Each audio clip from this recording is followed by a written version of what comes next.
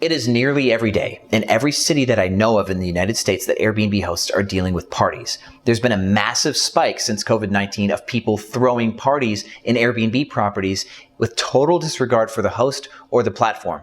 And the problem here is that if you can't prevent these parties, Airbnb will remove you as a host from the platform because they're going to say it's your fault, even though it's their guests throwing the parties and violating the terms of service. I know it's completely upside down, but right now that's the way it is. Airbnb is not in control of this, so I'm going to teach you how to take control of your business in this video. I'm going to show you what I've been doing to prevent parties, prevent people from even getting into my home so the party never happens, because prevention is by far more valuable than cure in this situation. Sean Rakidzich, professional Airbnb host for 6 years. Let me teach you how to save your business from partygoers.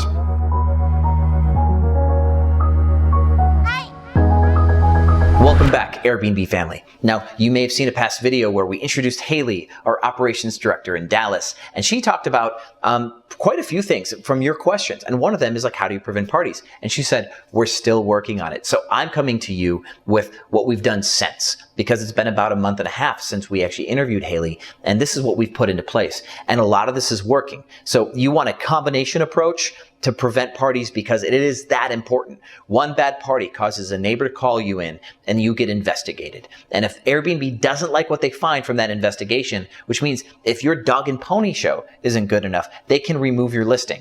And then if you try to relist that listing, they will remove your entire account.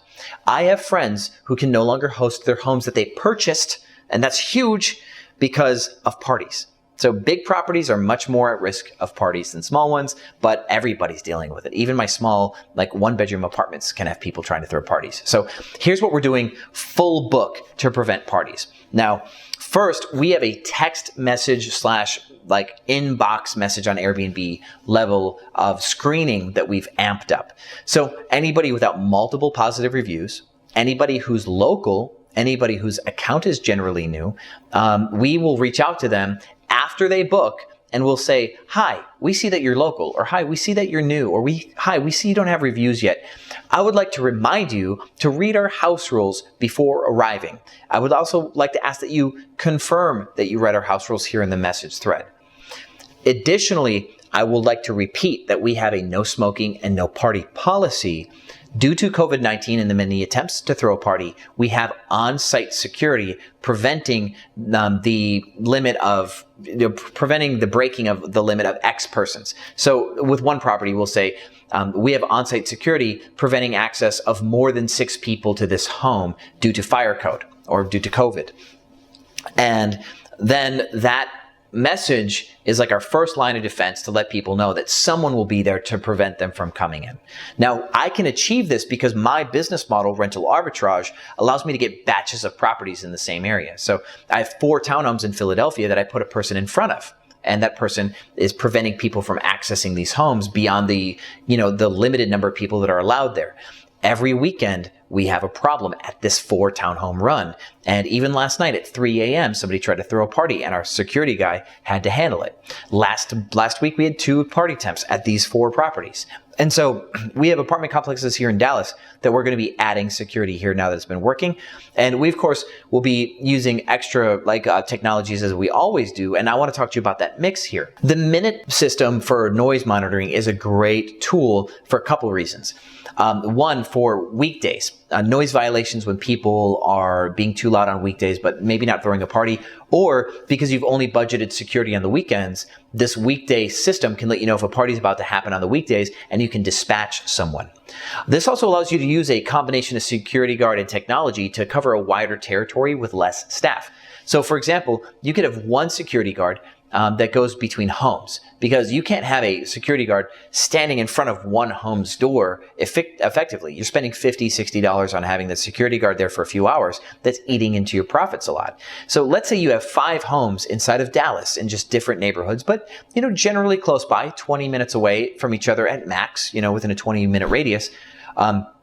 What you can do is you can have a security phone, and you can set up minute systems in all of these homes, and then you have them all go to the same security phone where they get push notifications if it's too loud.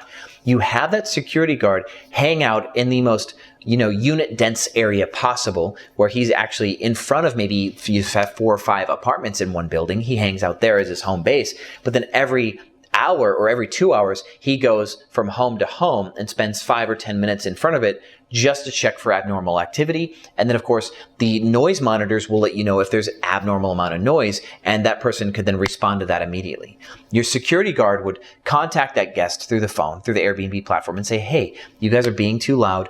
I want to make sure you're not throwing a party. It's a firm warning, because we will remove anybody beyond the limit of, say, 6 persons. And with that said, you also need to quiet it down, because quiet hours after 11. The neighborhood could call and make a complaint. Thank you for your cooperation. You give them maybe 10 minutes to quiet it down, and these noise systems give you real-time feedback on how loud it is. That security person will start to immediately make their way towards that property just in case. And this is kind of your rapid escalation protocol.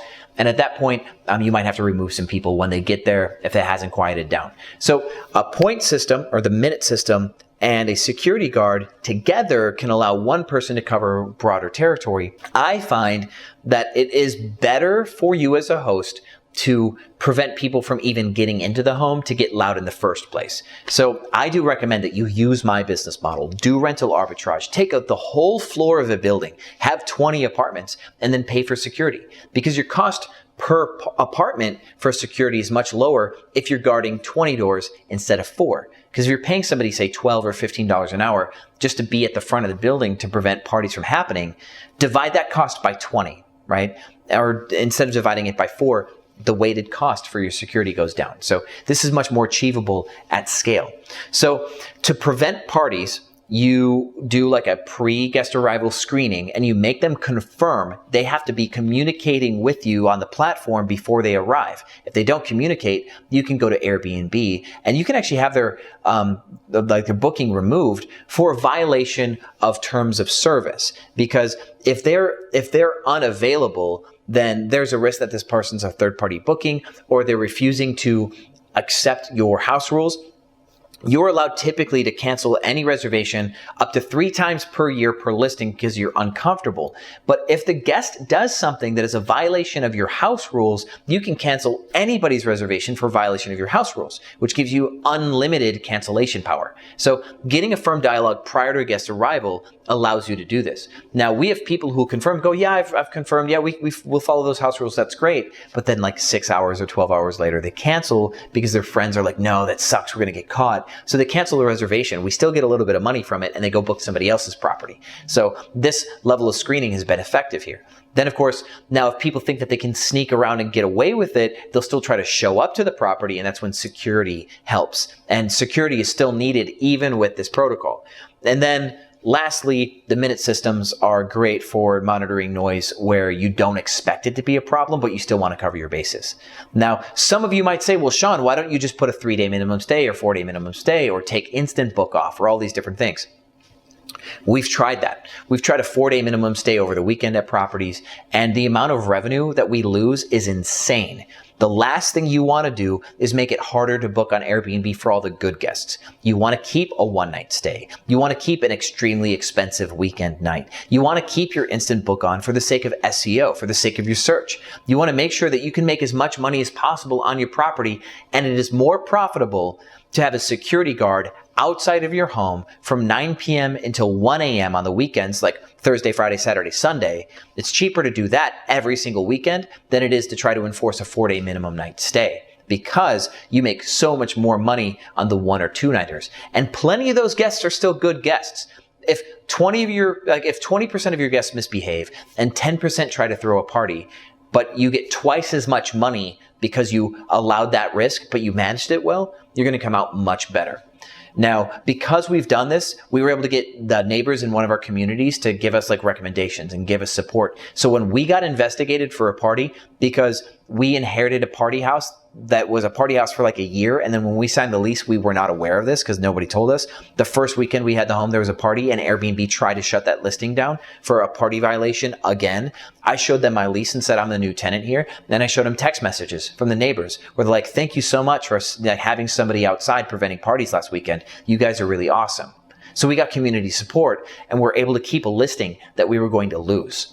So this works. Airbnb, they care about themselves. They care about not getting sued by some neighbor. They care about not getting their rights to Airbnb taken away in cities. They don't actually care about your one listing or your 100 listings. You're still so small compared to like losing an entire city. They don't want your problem guests, yours, as Airbnb say, to ruin their business. Now, we can talk about how the fact is that Airbnb doesn't criminally background check their guests. We can talk about the fact that anybody can create an Airbnb account. They can use a fake credit card. They can book your place, lie, essentially commit fraud by defrauding you out of your property.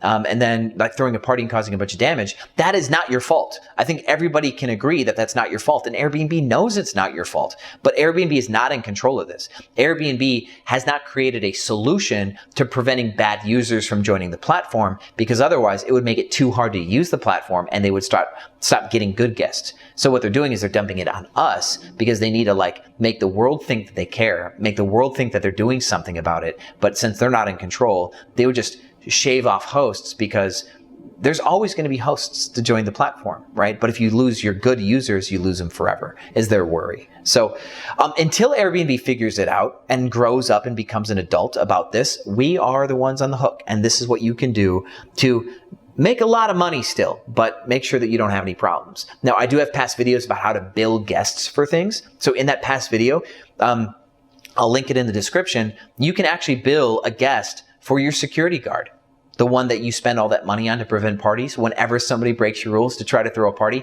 you can bill them for it. And now your costs to prevent parties becomes free and or profitable. And you know, we'll talk about it again in a future video too, because this is some awesome stuff. Again, if you haven't subscribed to this channel, this is why you subscribe, to get the goodies, because I'm going to make you more money on Airbnb than anybody you know. I've done this for 6 years. I'm good at it. There's not a single person on the internet who can teach you to Airbnb like I can, because I learn everything from like trial and error first, and then I bring you what I can like condense down into value here on the channel. So if you're new here, welcome to Airbnb Automated, and I'll see you on the other side.